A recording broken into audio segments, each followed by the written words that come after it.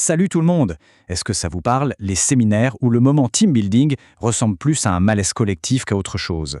Eh bien, on va voir ensemble comment un bon jeu, un vrai jeu, peut absolument tout changer. Oublions un peu les activités forcées. Je vous propose 3 options qui, elles, créent de vrais liens sans la moindre gêne. Allez, c'est parti! Oui, on va commencer par ça, l'enfer du team building. Parce que, soyons honnêtes, avant de parler des solutions, il faut bien cerner le problème. On a tous en tête ce souvenir un peu crispant d'une activité qui était censée nous rapprocher et qui au final a juste créé plus de distance. Le team building forcé, ça résonne, n'est-ce pas? On imagine tout de suite ce petit silence, ce flottement bizarre quand on annonce l'activité de cohésion de la journée.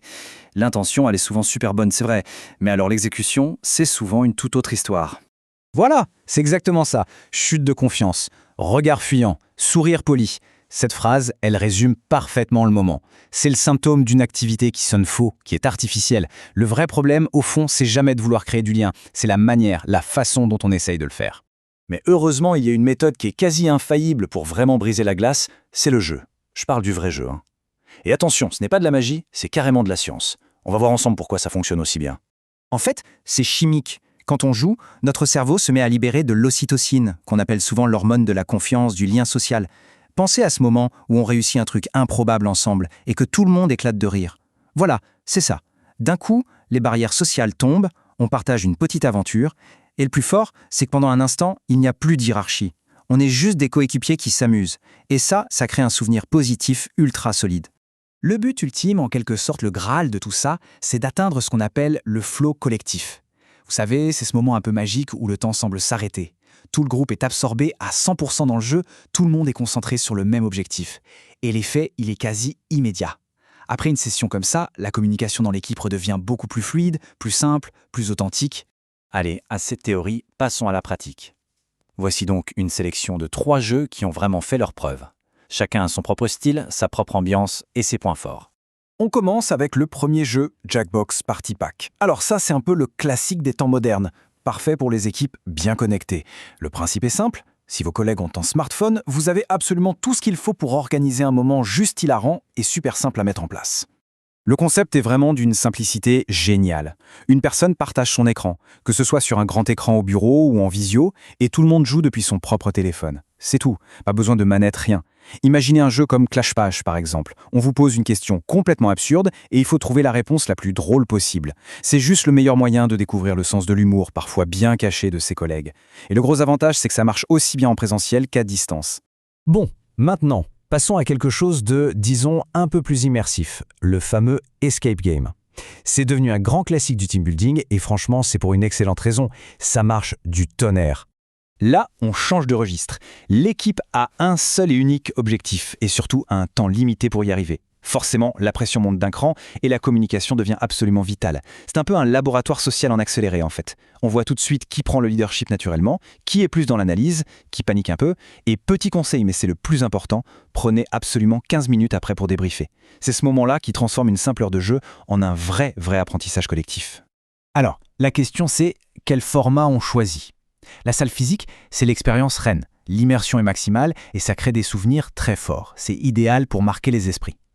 Maintenant, pour les groupes plus grands, il y a des versions qui se jouent directement dans vos bureaux. C'est beaucoup plus flexible. Et bien sûr, pour les équipes qui sont 100% à distance, il existe des jeux numériques. C'est une super option, même s'il faut savoir que l'engagement des participants peut être un peu plus variable. Et on termine avec notre troisième jeu, Codenames. Alors attention, Codenames, c'est un jeu de société qui a l'air tout simple comme ça, mais c'est en réalité un outil redoutable pour travailler tout ce qui est communication subtile, la communication non dite.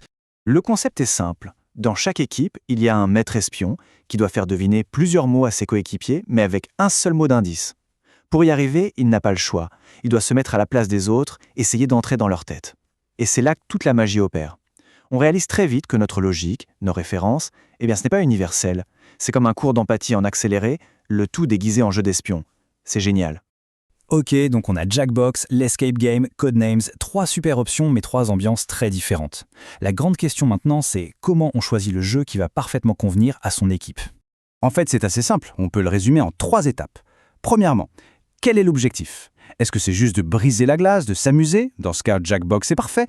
Ou est-ce que c'est de renforcer une collaboration déjà existante ? Là, l'Escape Game est imbattable. Deuxième étape, bien sûr, la taille du groupe.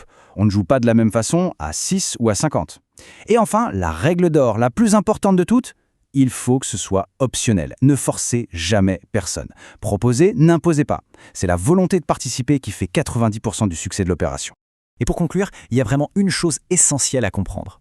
Organiser un de ces jeux, ce n'est pas juste une pause café améliorée, non. C'est un véritable investissement. Un investissement dans le capital le plus précieux de n'importe quelle organisation, les relations humaines. Cette phrase, je trouve, résume tout.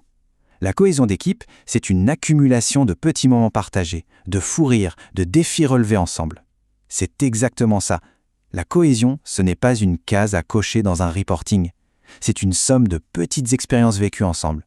Et le jeu, c'est sans doute le meilleur moyen de créer ces moments de façon authentique et mémorable. Voilà, j'espère que cette petite sélection vous a donné quelques idées. Si ça vous intéresse de creuser le sujet, de découvrir d'autres astuces pour transformer l'ambiance au travail grâce au jeu, tout se passe sur aidez-moi.com. Merci beaucoup et surtout, n'oubliez pas de jouer. À très bientôt.